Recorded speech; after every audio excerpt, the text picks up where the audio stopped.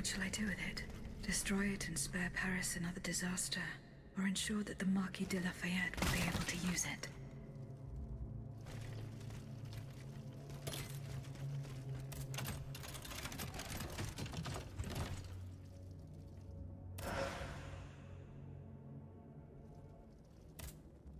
I will grant Monsieur Lavoisier's wish.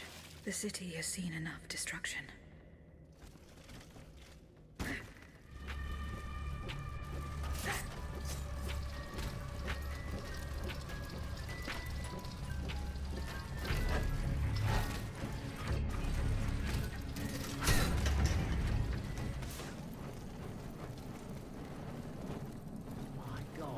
God, we're not gonna just leave her there. She'll be eaten by rats.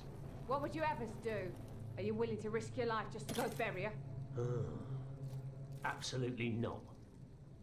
But still, what a sorry sight. The day has passed and I can still hear her cries. It was blood-curdling. Who could be so cowardly as to attack a half-crazed woman? Oh, I'd wager that it was a stranger I saw hanging around here for 2 days. Oh yeah, I remember. A sort of strong man with a pock-marked face, wasn't it? A frightening face, really. He was asking about the Countess. And he was insistent, the brute. But I knew how to hold my tongue. You know me. But the cutthroat must have succeeded in the end. God knows how he tricked the Countess into letting him in. That's true. Our Countess was a highly suspicious woman. But why did he want to harm her? No doubt it was because of those old rumours.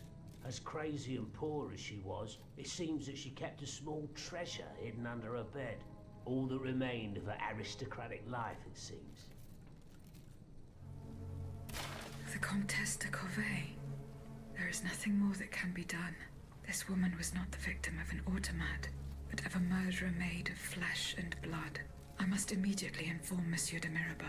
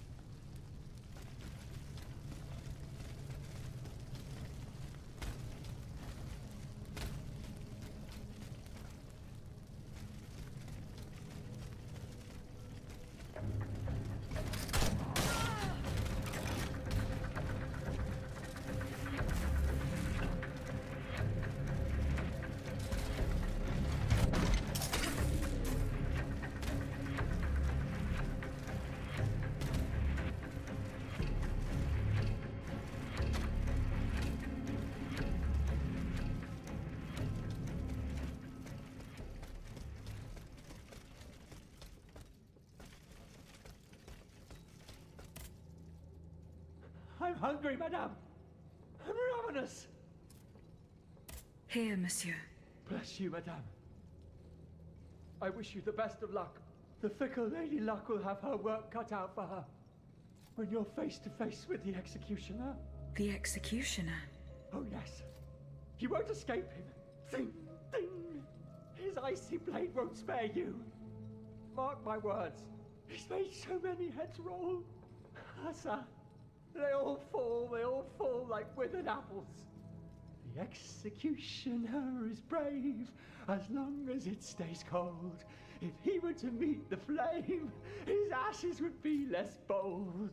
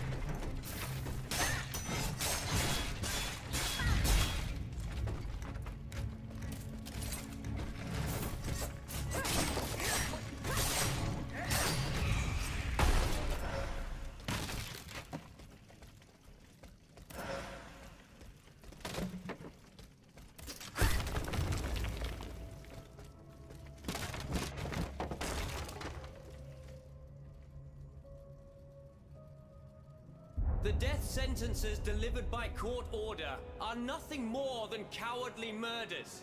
Barbaric crimes committed legally in the name of the entire nation. These cruel laws are the doing of the tyrants who rule us. They are the chains they have always used to oppress the human race. And that, mes amis, is why the death penalty must be abolished. Well said.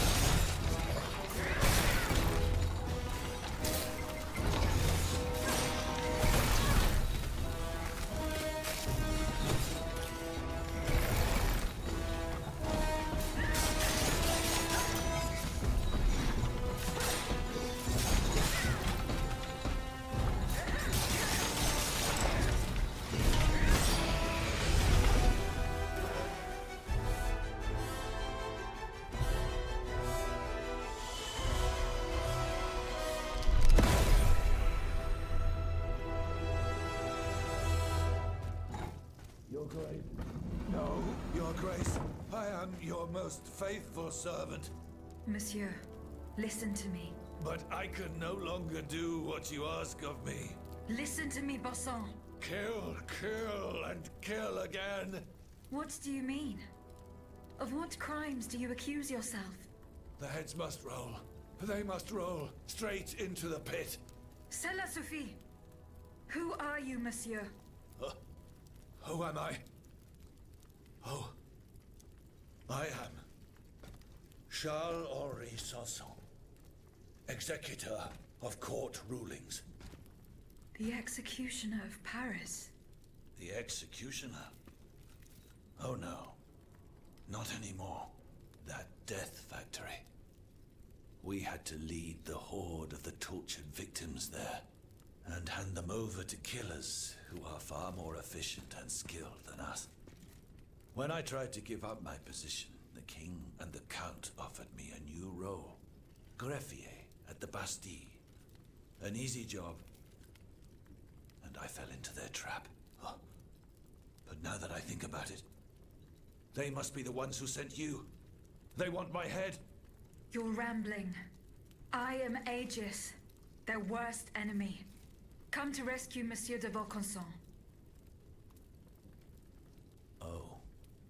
His Majesty's honored guest.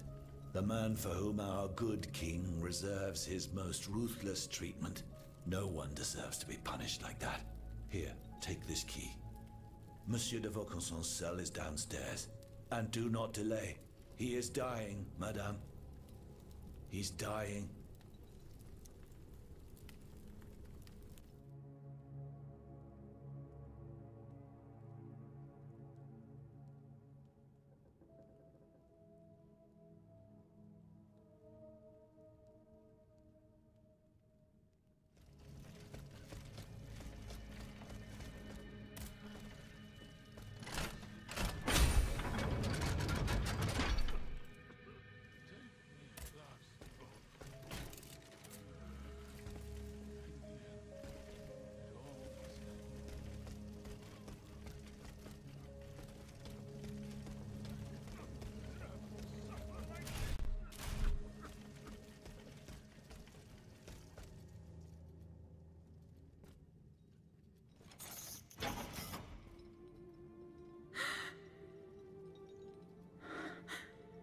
Monsieur.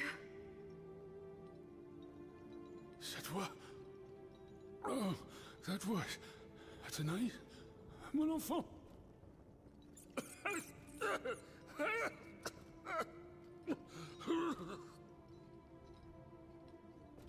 Oh mon Dieu, they did it. They did it. They've turned my sweet daughter into a cold machine. It's all right. Stay calm. Well, Ludia, what has Cagliostro told you? Has he sent you to put me out of my misery? No, I'm going to get you out of here. Let me help you. There's no point. I'm burning with fever, and I'm already short of breath. Death lurks around every corner in this prison. I couldn't escape it. I'm not long for this world. No, you can't. Outside, your automats are slaughtering men, women, and children. What you have done, monsieur, only you can undo. What I have done, the miracles I performed, the wonders I gave to this kingdom, it was nothing but vanity. I closed my eyes to it for so long. Mesmer, Cagliostro, souls snatched from their eternal rest like water from a well. I should have set fire to the workshop. I should have melted my creations.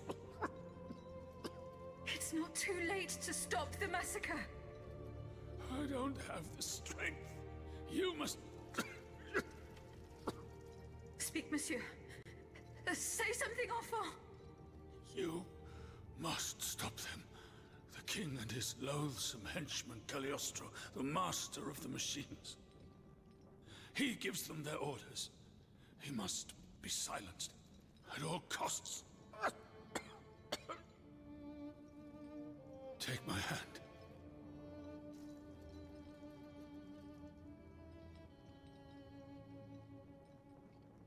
Monsieur.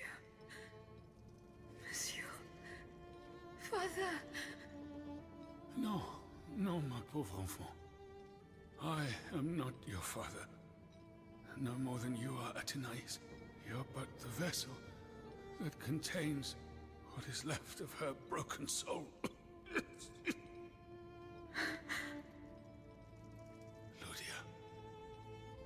I don't want to die without hope.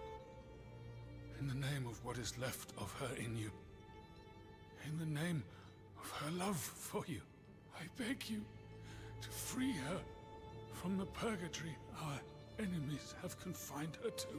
I will grant your wish, monsieur. Do you realize what that means? Are you ready to make that sacrifice? The ultimate sacrifice.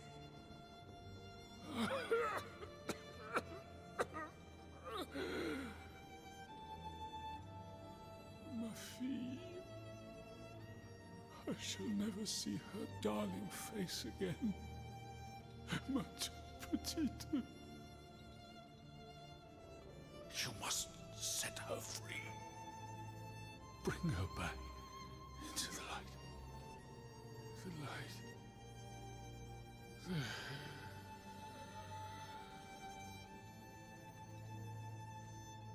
Monsieur.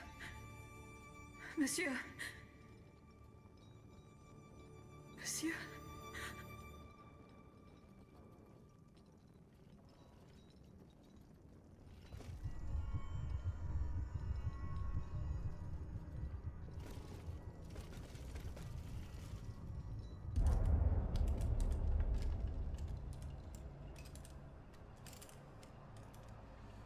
No!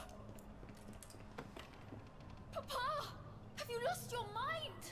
Bon sang, my daughter, will you never listen? This machine belongs to the king now, vous le savez.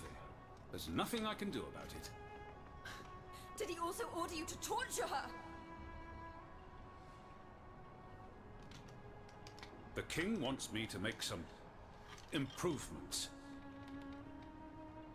And you obey him just like that? That's enough, Athenais. Let me work.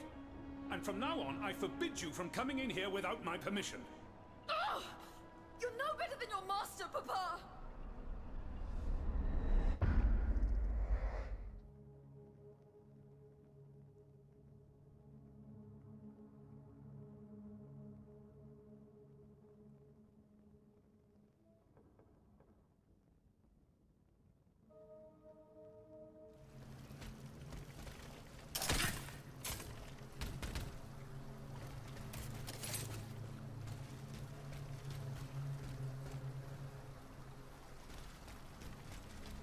Use this boat to reach the Seine.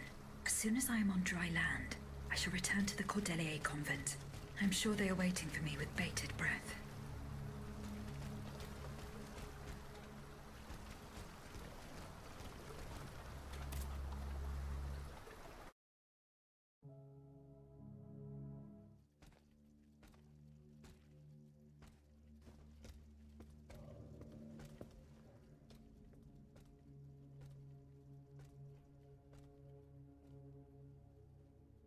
Citoyen, I come bearing sad tidings. Monsieur de Vaucanson has passed away. I was present for his last breath in his cell at the Bastille. Juste ciel. Requiescat in pace. Mon Dieu, it is a cruel fate that has taken my dearest friend from me today. Eugène. Ce pauvre Eugène. I cannot suffer such a horrible injustice. Was he at least able to tell you something before he passed away? No. Nothing. How unfortunate. We are lost. Must we resign ourselves to this disastrous turn of events? No, General. Every part of me refuses to do so. Eugène de Vaucanson made me make a promise that I swore to keep. Now I have no other choice than to risk everything. What are you thinking, Aegis? I'm thinking of making my way to Versailles. Eh bien, you should know that I also plan to go there. You don't even think about it. Ma foi. What have we got to lose? Our lives?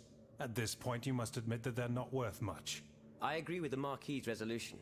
We must take into account everything that Aegis has done to foil the King's plans. The time has come for us to put ourselves at her service. Not so fast, mon ami. Let's not rush into anything. You'd have to be mad to want to be part of the battle to come. Those who agree to take part in this strike will need to keep a low profile until Aegis has cleared the way.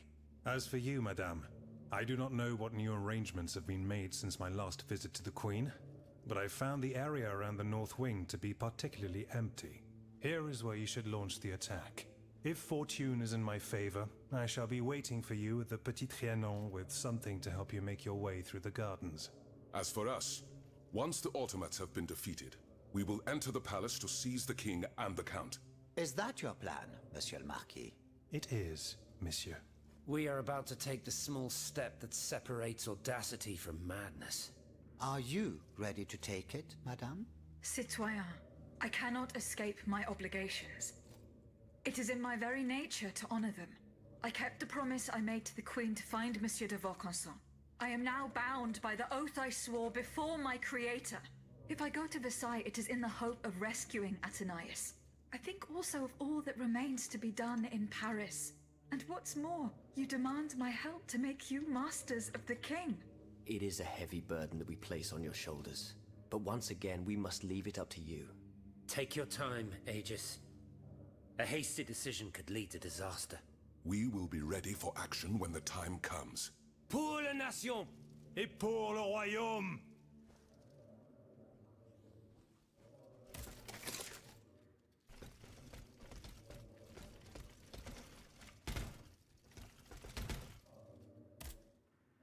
Citoyen Mirabeau. Unfortunately, I come bearing sad news. Go on, Aegis. There is no need to spare me. This is about my mother, isn't it? Indeed. The Countess is no longer of this world. Yes. It was to be feared. I knew she was lost a long time ago. The poor woman. At last she has been delivered from the madness that drove her into the gutter. It gets worse. Worse, you say? Your mother did not die of poverty. She was killed. Murdered? No. No. My father. The rabid dog made good on his threat. May he roast in the fires of hell for all eternity. As for you, Bishop, do you finally understand the man's true nature? How much longer will you protect this demon? I share your grief, Monsieur de Mirabeau, but the secrets of... Enough! You sanctimonious bigot! Is it not enough for you to serve the people absurd fables that condemn them to ignorance? Must you also submit to the whims of a malicious old brute? The scourge of his own family? Speak! Speak now, or so help me, I will send you to meet your maker. Please, monsieur, let us not get carried away. Out of respect for your grief, and given the extraordinary circumstances, I consent to enlighten you. I am listening, Monseigneur. I admit that your father is an unusual person, inhabited by an anger whose source is undetermined. He blamed you, your sister, and your poor mother for all of his misfortunes. I stayed by his bedside an entire night. I preached about mercy and the example of our Lord Jesus Christ. Ha! That must have gone over well. Do not mock me, Monsieur de Mirabeau. At dawn, I finally got Monsieur le Marquis to see the error of his ways. Before God, he extended forgiveness to all those he had previously condemned. However, he did not give up his plans for revenge. The fate reserved for my mother is proof of this. In fact, monsieur, he did. He even gave me a leather wallet containing, in his words, the instrument of your punishment. He asked me to dispose of it. Unfortunately, your mother's fate was already sealed. Orders had been given. There was nothing more that could be done. The poor soul. He was in tears, his body racked with sobs. My heart breaks to hear it. What was in the wallet? I don't know, monsieur. I did not open it. In that case, I ask you to give it to me now. I cannot, monsieur. When I was captured, the wallet fell into the hands of the Comte de Cagliostro. Nom de nom, Aegis. Do you realize what this means? This wallet contains my father's sentences for his children. Me, of course, but also my sister, the Marquise de Cabri. You must find it at all costs. Our fate is in your hands. Cagliostro must have put it in a safe place, somewhere known only to him. The Marquise de Capri, dites-vous? Yes, that is my sister Louise's title. Fortune favors you today. It so happens that I already have this wallet. It was in a secret workshop by the Tuileries, where the Count conducts his sinister experiments. Oh, how fortunate. What does it contain? 2 envelopes addressed to the Lieutenant General de Police. One of them had this letter in it. It concerns your sister, the Marquise de Capri. Let's see. A lettre de cachet signed by my father. He gave orders to have my sister locked up in a convent. His unique variety of fatherly love is unmistakable.